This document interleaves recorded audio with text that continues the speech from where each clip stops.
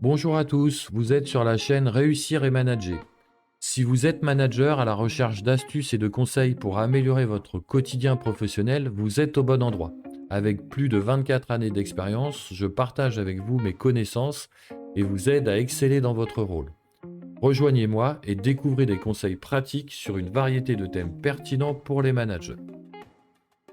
Aujourd'hui, je vais vous parler des KPI, ou des indicateurs clés qui vous permettent de mesurer et de suivre la performance de votre entreprise ou de votre équipe. Je vais vous raconter une histoire qui illustre l'importance de définir un objectif commun lors d'une randonnée.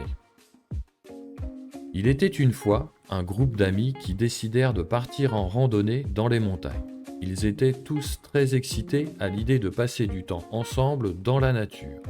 Cependant, ils n'avaient pas défini d'objectif précis pour leur randonnée. Au début, tout se passait bien. Ils marchaient ensemble, profitaient du paysage et partageaient des rires. Cependant, au fur et à mesure qu'ils avançaient, chacun commença à suivre son propre chemin. Certains voulaient atteindre le sommet de la montagne, d'autres voulaient explorer une grotte qu'ils avaient aperçue, et d'autres encore voulaient simplement se reposer près d'un ruisseau. Finalement, le groupe se dispersa et chacun se retrouva seul. Ils réalisèrent alors qu'ils avaient négligé l'importance de définir un objectif commun pour leur randonnée.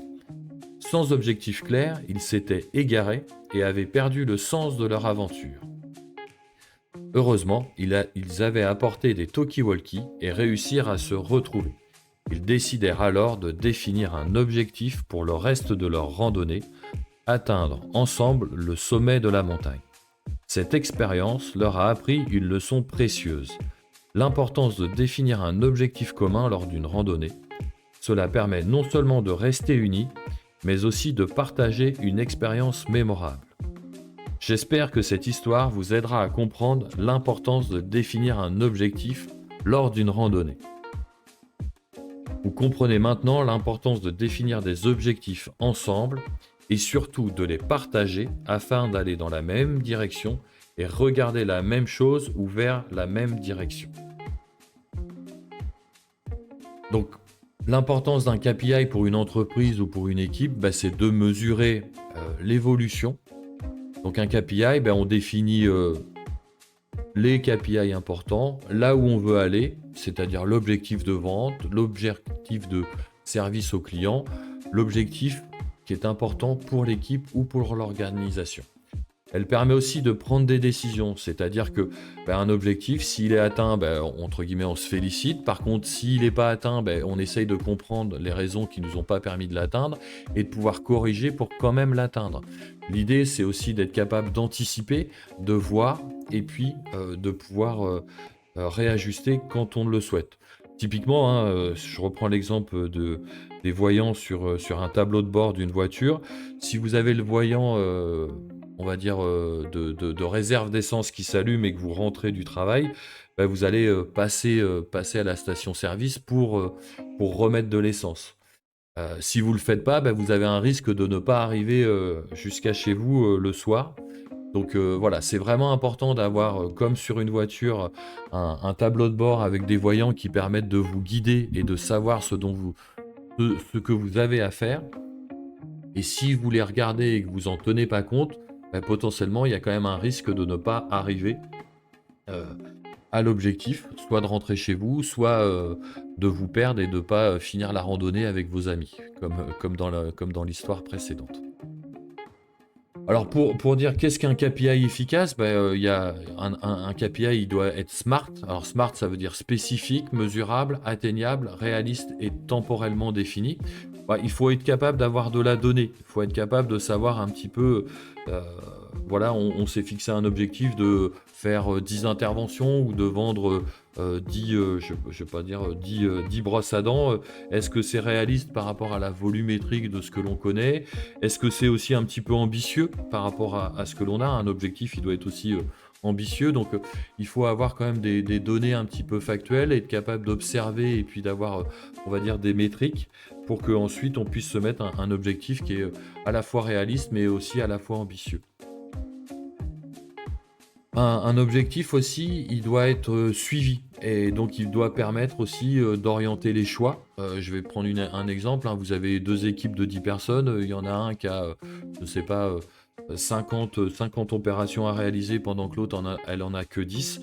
Bah, vous allez peut-être réajuster les ressources pour que, entre guillemets, les ressources, là où il doit en faire 50, on puisse atteindre cet objectif et on va dire ajuster la charge de travail sur les différentes personnes.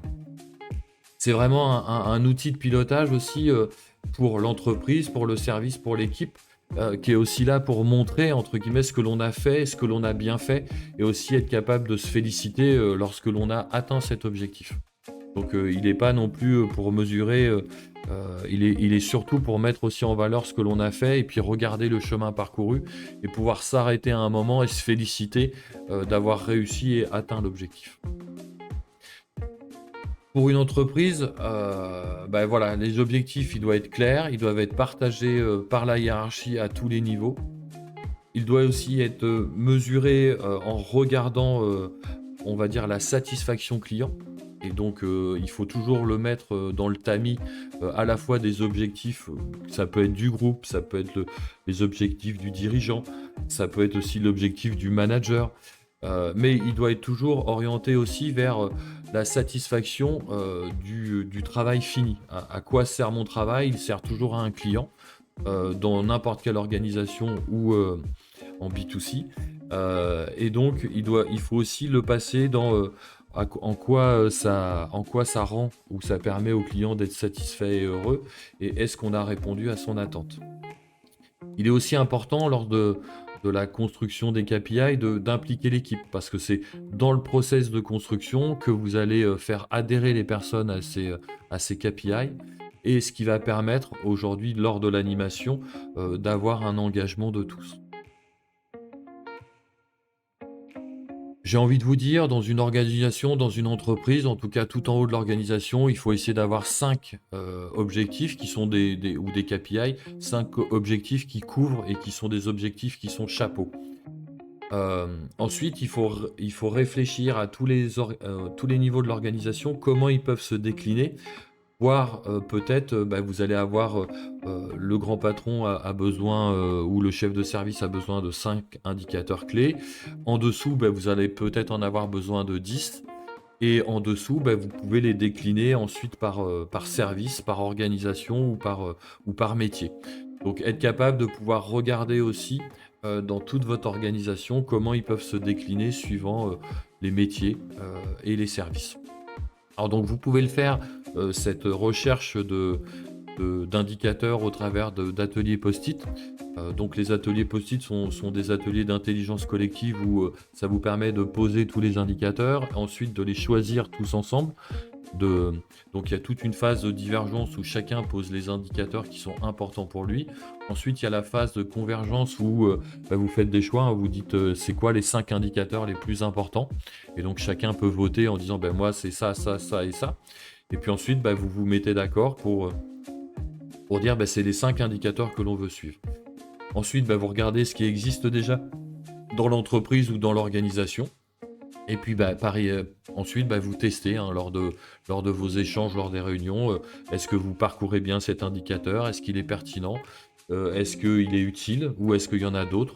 Voilà, il y a à la fois des indicateurs institutionnels qu'il faut suivre et qui sont obligatoires, et puis il y a aussi des indicateurs qui permettent aussi de valoriser mieux le travail ou de mettre le doigt sur des problématiques que l'on rencontre et que l'on doit traiter. Donc il faut être capable d'avoir à la fois des indicateurs qui valorisent le travail, des indicateurs qui montrent aussi où peuvent être les difficultés, hein, parce que les difficultés sont aussi des cadeaux, hein, pour les managers. Ils doivent aussi s'attacher avec les équipes à traiter ces problématiques. Alors je vous ai mis quelques exemples d'indicateurs. Au niveau de la sécurité, il peut y avoir le taux de fréquence, le taux de gravité, le nombre de plans de prévention, le nombre d'accidents. Nombre d'accidents, vous le retrouvez souvent à l'entrée des usines, un nombre de jours sans accident. C'est quelque chose qui est très important et qui permet, lorsque l'on rentre dans l'usine, de se dire bah oui, aujourd'hui, on va essayer de refaire une journée sans accident. Les indicateurs aussi ont la vertu d'être vus. Et quand on les voit, quand on arrive le matin, ben, ça nous permet de nous dire bah oui, tiens, c'est ça notre objectif. Et le fait de les afficher et de les montrer, c'est aussi, dans l'inconscient et dans le conscient se dire: «Bah oui, à quoi je sers et c'est quoi mon objectif de la journée?» Donc de les afficher, c'est aussi, une manière de rappeler à tout le monde que c'est important. Au niveau de, on va dire des gens, ben vous avez aussi, ça peut être un nombre de réunions, ça peut être aussi, un suivi de la montée en compétences, de vos collaborateurs. Ça peut être aussi un nombre de plans d'évolution. Au niveau commercial, ben on peut être sur, le nombre d'avenants ainsi que le chiffre d'affaires, le nombre de nouvelles affaires, le nombre d'affaires, renégociées. Il peut y avoir aussi des indicateurs sur les travaux. Sur la partie technique, bah, vous pouvez avoir, beaucoup de choses, hein, c'est vraiment lié à votre métier, hein. Ça peut être le nombre de demandes d'intervention traitées, le nombre d'interventions encore en cours. Ça peut être, le nombre de réserves ou de problématiques encore en cours. Voilà, vous avez un certain nombre de choses. Là, j'ai écrit, tout ce qu'il y a dans une GMAO, donc une gestion de la maintenance assistée par ordinateur. Mais vous avez, suivant vos métiers, beaucoup de choses à travailler. Et le plus important, hein, comme je vous ai dit, c'est de le co-construire avec vos équipes, et pas forcément de reprendre des standards, parce qu'il y a le suivi et l'animation qui est aussi très, très important. Sur la partie financière, bon, bah, il y a les classiques, hein, le chiffre d'affaires, la marge et puis, tous les autres, hein, la trésorerie, voilà, là, je vous ai juste mis des exemples d'indicateurs, mais surtout, comme je vous dis, c'est vraiment le process de choix des indicateurs avec votre équipe, en lien avec, les objectifs que l'on vous a fixés. Il est important, voilà, de définir aussi la fréquence de mise à jour de ces indicateurs, la fréquence aussi de vos réunions. J'ai envie de vous dire, bah, ne créez pas une nouvelle réunion par rapport aux indicateurs. Intégrez juste, dans votre ordre du jour, bah, une revue des indicateurs. Et puis ensuite, bah, vous pouvez le retrouver aussi, j'ai fait une vidéo sur les réunions réussies, comment animer une réunion, donc vous pouvez, reprendre cette petite vidéo. Et important aussi de mettre en lumière les résultats, hein. C'est comme je vous ai dit, hein, c'est aussi l'objectif de de féliciter ses équipes, heu et puis, de célébrer quand on a atteint les objectifs. C'est aussi, le moyen de capter lorsqu'on n'est pas à l'objectif, les problématiques que peuvent rencontrer vos équipes et en tant que manager, bah, souvent c'est aussi vous qui devez animer ou être le sponsor, lorsque vous lancez des groupes de travail pour que, vous soyez à l'objectif, pour que l'entreprise soit à l'objectif. Voilà, vous pouvez aussi, vous mettre en tant que sponsor. On passe maintenant, plutôt, sur les managers d'équipes opérationnelles. Donc, voilà, il est vraiment important de commencer par, valoriser le travail qui est fait par vos équipes. Aussi de regarder, dans les problématiques que vos équipes rencontrent pour pouvoir les résoudre. Il est important toujours de garder, à l'idée dans vos indicateurs que vous choisissez, est-ce que c'est bien des indicateurs qui permettent de mesurer la satisfaction des clients finaux? C'est quelque chose aussi qui est toujours très, très important, quoi. Si je travaille, c'est pour mes clients, clients internes ou clients externes.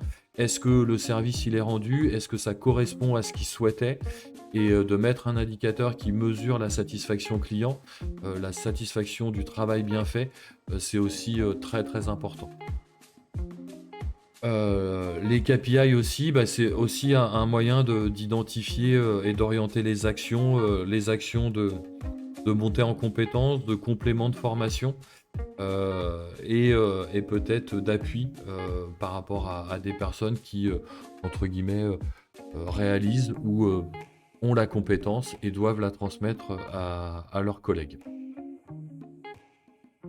Les KPI, globalement, il faut aussi regarder parce que si vous les partagez pas ou si c'est pas des KPI que vous mettez en valeur lors de la revue des indicateurs, bah, ça veut dire que c'est des indicateurs qui ne servent pas.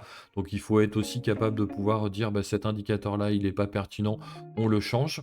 Lequel pourrait-on mettre, à la place, qui pourrait mettre en valeur notre travail et toujours mesurer la satisfaction de nos clients.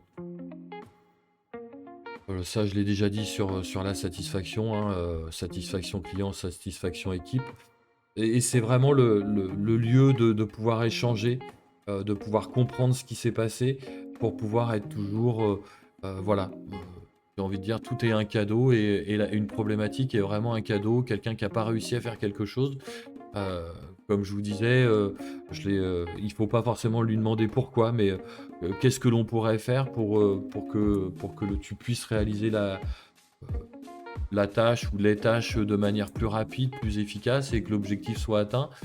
Qu'est-ce qui t'a manqué et de quoi aurais-tu besoin? Et donc c'est là où on identifie euh, voilà le, on va dire le moyen d'atteindre l'objectif pour la personne ou pour l'équipe. Un KPI, c'est vraiment mesurer les difficultés aussi, mais pour pouvoir faire mieux demain. Voilà, j'espère que cette vidéo sur la définition des KPI vous a plu, que vous avez pu suivre la vidéo jusqu'au bout. Merci en tout cas pour votre soutien et puis vos abonnements, hein, ça me permet de me motiver à vous proposer du contenu. N'hésitez pas à partager autour de vous et puis à me poser des questions dans les commentaires. Je prendrai aussi toutes les suggestions, toutes les idées de vidéos et toutes les demandes que vous pourriez me faire. Si j'ai déjà eu cette problématique, ce sujet et que j'ai quelque chose à partager avec vous, je n'hésiterai pas. N'oubliez pas de vous abonner, d'activer la cloche pour être averti des prochaines vidéos qui seront mises en ligne. N'hésitez pas non plus à mettre un pouce bleu hein, si cela vous a plu. Je vous dis à très bientôt. Au revoir.